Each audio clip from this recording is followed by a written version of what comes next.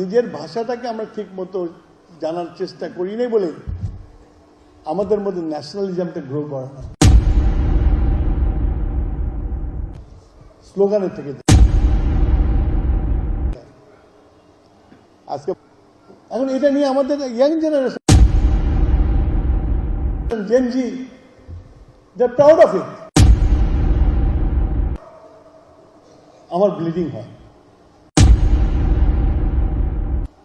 আমি নিজেকে একবারে মাথার চুল থেকে পা পর্যন্ত আমি ন্যাশনালিস্ট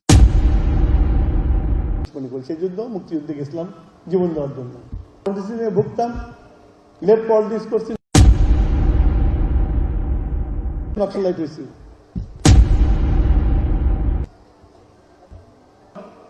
নতুন ওয়ার্ড পাচ্ছি আমি। It is the failure of the teacher. আরেকটা হচ্ছে যে এই ধরনের ঘটনা ঘটে যখন কোনো দেশে একটা ফ্যাসিজম চলে, ডিক্টেটরশিপ চলে, তখন একটা ভ্যাকুয়াম সৃষ্টি হয়। যখন পলিটিক্যাল স্পেস না দেওয়া হয়,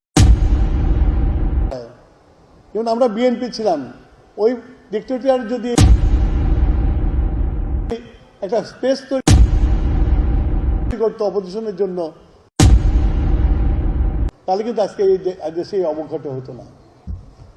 স্পেস তৈরি করতে দেয় নাই বিএনপি অন রান।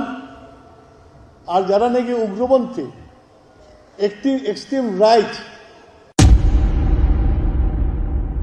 তাদের কিন্তু এক্সেস থাকে প্রত্যেকটা বাড়িতে ঢোকার। তার ঢুকেছে, তাকে হচ্ছে, এবং তার রেজাল্ট হল এবারকার ইলেকশনে দেখলাম বেশি শিক্ষিত মা বোনের মধ্যে ওয়ার্ক করেছে, যে বিলিভ ইন ইট।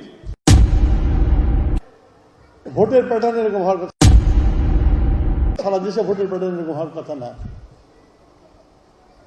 আমি এখন এই ভাষা দিবসে শুধু যে প্রোগ্রাম করলাম, কালচারাল প্রোগ্রাম করলাম, এটা করলে কিন্তু হবে না। আমরা কিন্তু রিয়াল থ্রেটের মধ্যে আছি।